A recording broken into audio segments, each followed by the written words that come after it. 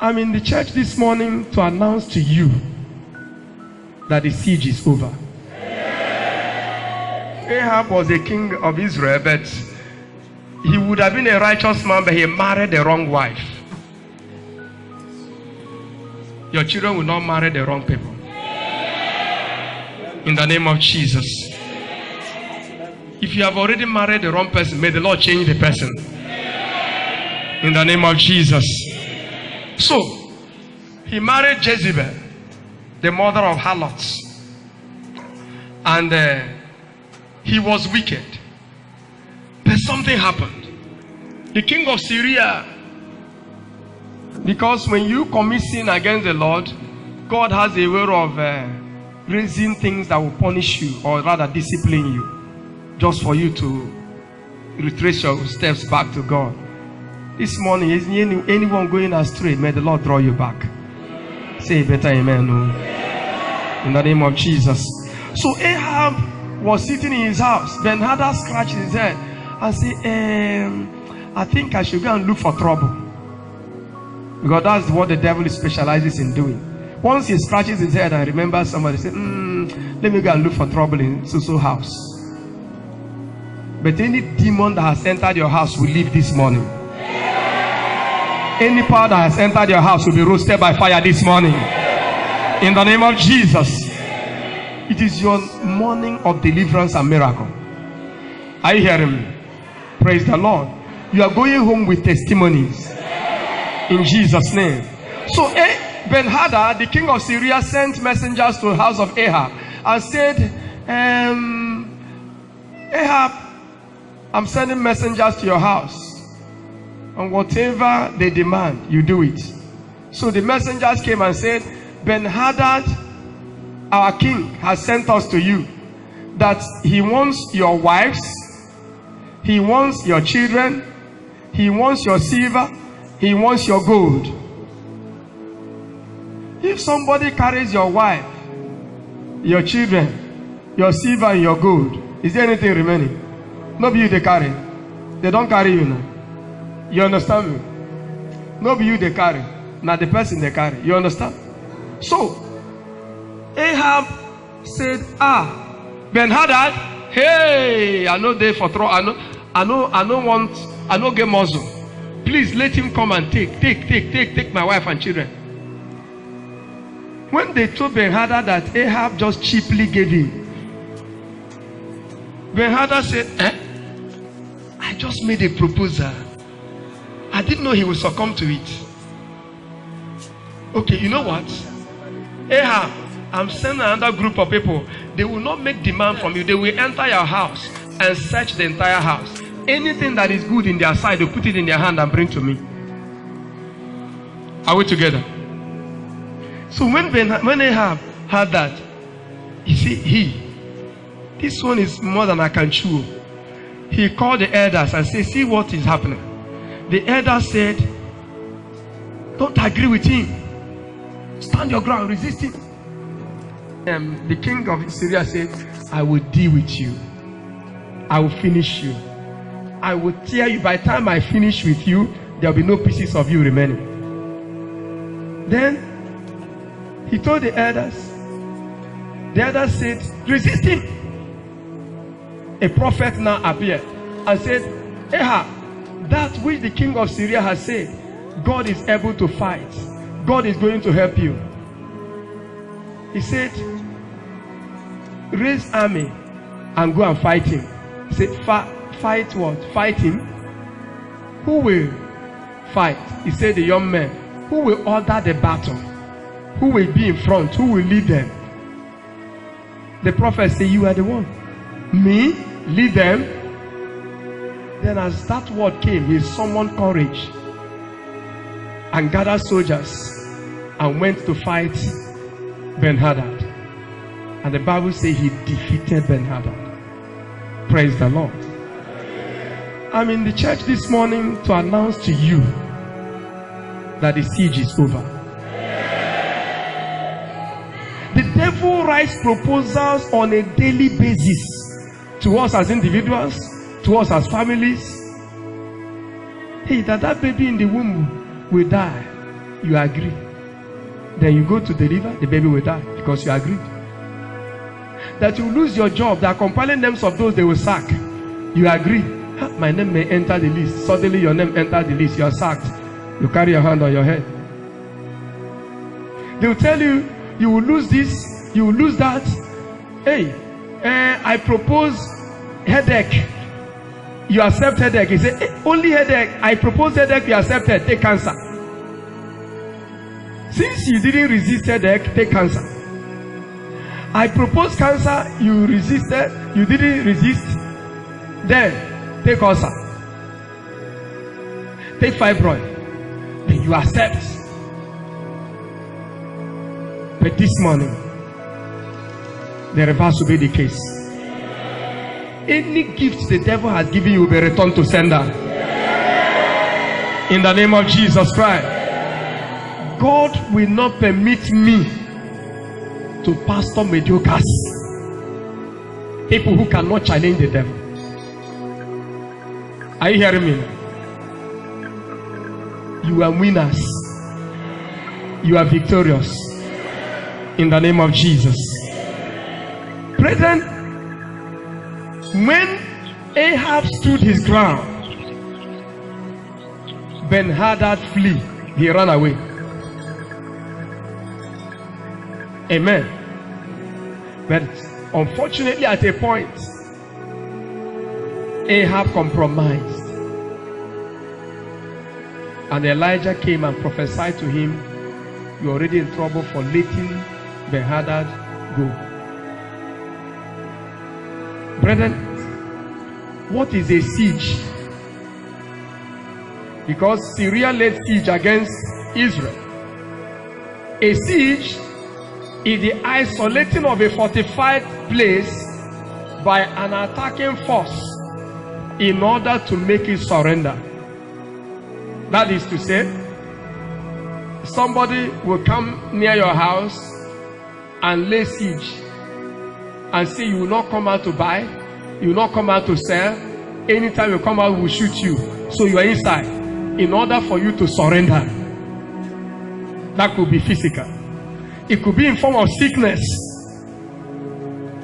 That a particular sickness has come, you accept it, and it remains to make you give in. Psalm 125 verse 3. Psalm 125 verse 3. The Bible says that the rod of the wicked shall not rest upon the lot, the portion of the righteous, so that the righteous will not lift their hands unto iniquity. There are situations and circumstances that may lead you to backslide and get discouraged and start coming to church and abandon God. When the rod of the wicked is laid upon your life, Psalm 125 verse 3, and you accept it, God said no way. The enemy is not qualified to attack your wife and go free. He's not qualified to attack your husband and go free. He's not qualified to attack your children and go free. The Bible says when a thief is caught, he pays sevenfold of that which he has stolen. The thief is hereby caught this morning. It's just a few people that are saying amen because they have understanding. Hallelujah. It is a long persistent attempt to force or persuade someone to do something. A long persistent attempt to force you or to persuade you to do something, to backslide, to fall. That's a siege. A problem that has lasted so that you'll be pushed to the corner to do otherwise. You will not accept it. Even now in the name of Jesus. It means a long exhausting experience or period. A long exhausting experience. An experience that it has exhausted everything in you, your whole strength, sapped you of strength, sapped you of money. Problem that has refused to give way. especially ill health, sickness. Thank God for the testimony of Mama this morning. Mama, your testimony is permanent. Amen. It will never be reversed in the name of Jesus. Amen. God is looking for sons and daughters that will say, no way, not here. God is looking for Deborahs. Amen. Deborahs that will say, what? Which enemy? God is looking for people like Jael, who would have hammer in the house. Every woman needs hammer in her house. Hello? The Bible said, "Is not my word like hammer that breaks the rocks in pieces?" Every woman should stuff herself with the word of God. Because when the enemy comes in the middle of the night to take your child, you say, for where? Here? It's not true. Praise the Lord. Women and men that will stand to say, no way. Not when I'm alive. Bishop Idahosa of blessed memory, witches came to Benin that they were going to hold their meeting in Benin. About 1,800 or 8,000 something of them that were gathering from all over the world to hold meeting in Benin. Bishop Idahosa said, it is not here. They will not hold meeting here. Amen. He stood his ground. Then the television people invited him. Before then, they had invited the head of the witches. He came to television and boasted and said, this meeting will hold, that even God cannot stop them. Idahosa said, they asked him, did you hear the man boasted that even God cannot stop them? Bishop Idahosa said, of course he's correct. God is too busy to waste his time to come and stop witches when I'm here. Hallelujah. Hallelujah. He said he cannot have a child like me, a son like me, and he will come and start driving witches when they are giving me power to cast out devils. Are you getting what I'm saying? God does not want, God, my Father, he is called the Almighty God. He cannot give birth to most low children. The Most High cannot give birth to most low children. Are we together? The only thing that is making us run away is because of sin. Nothing again. If you can avoid sin, who born the beggar devil? Are you hearing what I'm saying? Yes, sir. Fear no evil. A sister entered bus to travel, and in front of the vehicle was an agent of darkness, a woman sitting, who was going to cause accident. The sister said, hey driver, tell that woman in front to go down from this vehicle. Everybody turned. I said, I have issued the command, let it be obeyed now. The woman, people looked at her. He said, I command her to get down from this vehicle now. So the woman opened the door and left. She understood. Are you hearing me? She didn't respond. She didn't answer back. Now, may the Lord raise you up a soldier. In the name of Jesus. Now, in the days of Elijah. No, first of all, let me finish telling you the story of Idahosa. You want to hear it? The meeting did not hold. Are you hearing me? Not when the lives of Idahosa is there. And he has died and gone. You have replaced him. Say amen. Amen.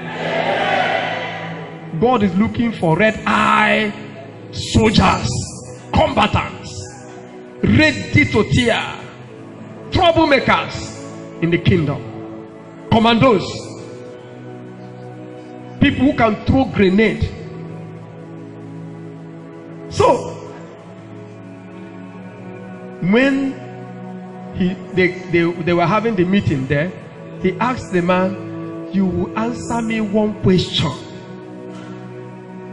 As you answer me this question now, if you go with your leg now, just know that it's not this God that I serve. Praise the Lord. I will ask you a question. He said, number one, that if this meeting holds in Benin, then I will tear my Bible.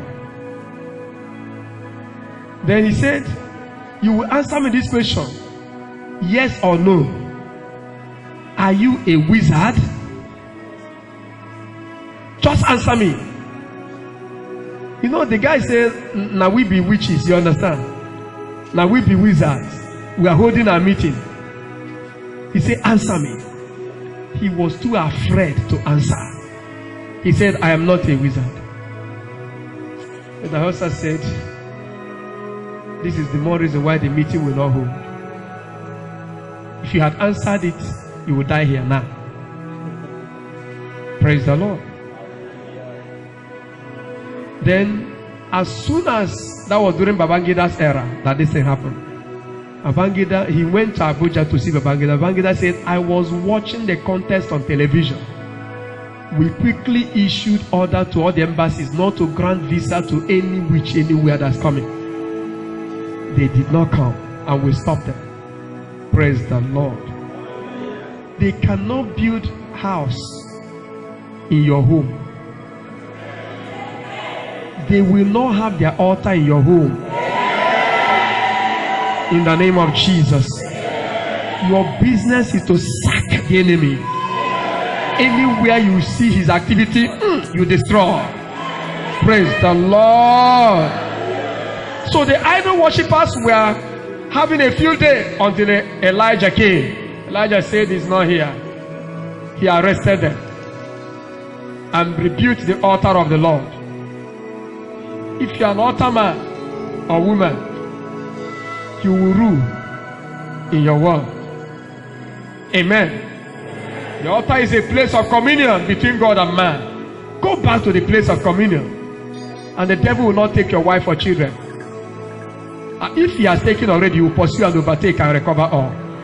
Even now, in the name of Jesus. An altar is a place of divine revelations. Amen. Where you will secure divine revelations.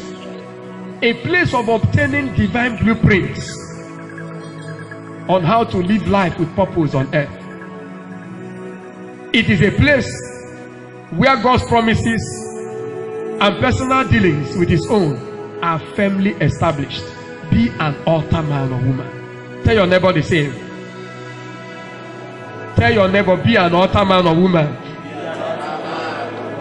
An altar is a place of memorial, a pointer, a milestone, and a landmark in one's life. It is a place of personal encounter with God. Genesis 28 verse 18. Genesis 28 verse 18. And Genesis chapter 12 verse 6 to 7. Genesis 12, 6 to 7. It is a place of perpetual covenant and renewal of covenant between God and his man. Amen. It's a place where where you are covenanted to Jesus. It's a place of life. How many times do you take time to come to this altar to pray and take charge on your own without anybody calling you to come to church to pray? An altar is a place of death where flesh dies. May the Lord kill your flesh and give you spiritual life in Jesus' name. It's a point of divine release of what God has in store for his children down the ages, as it happened in the case of Noah. A place where destinies of generations are shaped and recovered. There are channels. Altars are channels through which God blesses our children and our generation unborn. Genesis 8, 20 to 22. Amen. God himself, Genesis 8, 20 to 22, is a place of judgment against the enemies of God. This morning, upon this altar, every enemy against your soul will be judged and killed in Jesus' name. An altar is a theater, God's own theater, where he conducts surgical operation upon a man's heart. That's why we have altar call. Anytime you're called out to the altar, God wants to operate surgical operation in your heart. When your personal altar is neglected, the devil goes on rampage. That's why he could penetrate some homes and families to destroy things, because personal altar have been destroyed. Some people don't know how to even worship God at home. Raise him an altar of praise and worship. As you do that, the Almighty God says he dwells in the praises of his people. He will come down to fight.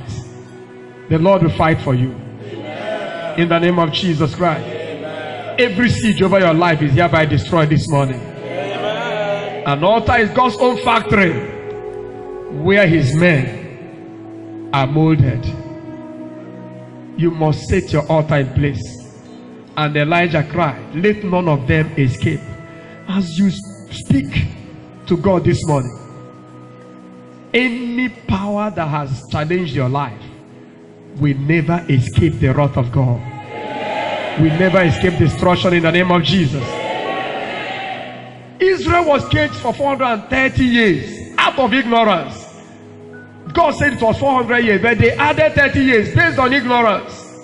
You have tolerated some things, but no more shall you tolerate. The jinx of the devil will be broken this morning over your life in Jesus' name. In 2 Kings chapter 6 and 7, 2 Kings chapter 6, chapter 7, Israel was under the siege of famine, but God sent divine intervention through Elisha, and he announced, about this time tomorrow there will be laughter, there will be food. This morning I announce to you that about this time tomorrow somebody will be dancing, somebody will be sharing testimonies. In the name of Jesus Christ. For 80 times, Goliath came out.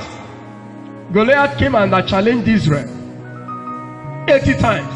Until one small boy came from the bush to say, who is this? My own God? Challenging my God? I defy you in the name of the Lord. I dare you. Keep quiet. I don't care to know how many souls are here in the army. Neither do I care to know how many veterans of war. I don't care to know how many of my brothers that have fought battles that are here. I may not have fought physical battles, but I've been in the bush. And I know where I'm coming from. I have an anointing to challenge you, Goliath. And I told you that Goliath is when you add another height of me on top of my head. That's the height of Goliath. And he was intimidating. The man said, no way. This young boy at 17 challenged him and said, who are you? I come against you in the name of the Lord. I told you that there are 5 letters or 5 words that David picked. He picked J, picked E, picked S, picked U, picked another S. J-E-S-U-S. 5 stones. He picked 5 words. The battle is the Lord's. 5 words. He challenged the enemy, and the enemy succumbed. I don't know what the enemy has collected from you, and you are keeping quiet. The siege is over. Amen. I say the siege is over. Amen. Joseph carried dreams. In Psalm 105, 14 to 22, Psalm 105, 14 to 22, his dreams were in him. The Bible said the dreams were caged, and his feet were put in stock, in chains, until the word of God came. This morning, the word of God is coming to somebody. That your laughter begins. In the name of Jesus. Gideon had it rough until God said, do you know you're a mighty man of valor? Get up! Challenge the enemy. This morning you will get up and challenge back. Say, I refuse to give up. In the name of Jesus. Judges chapter 6, 1 to 11. Judges 6, 1 to 11. Gideon was impoverished. Gideon and his people were in trouble until God said, go and destroy the altars in your father's house. I don't know where your own siege is coming from. Maybe generational. But this morning, they will give up. Verse 25 of Judges 6 says, Judges 6:25, the Bible says that Gideon went in the night to destroy the altars of his father, the idols of his father's house. At times we'll call some of you to come for night vigil. You love your sleep too much that you don't want to come. But I plead with you to learn to come for vigil. Adam and his children were caged until Jesus came. And Jesus has come to deliver you. And he has delivered you. Galatians 5 verse 1. Can we read that quickly? Galatians chapter 5 verse 1 as I close. It says, stand fast, therefore, in the liberty wherewith Christ has made us free, and be not entangled again with the yoke of bondage. Can we read it from any other? Join me and say, I am free. I am free. Without negotiation. I am free.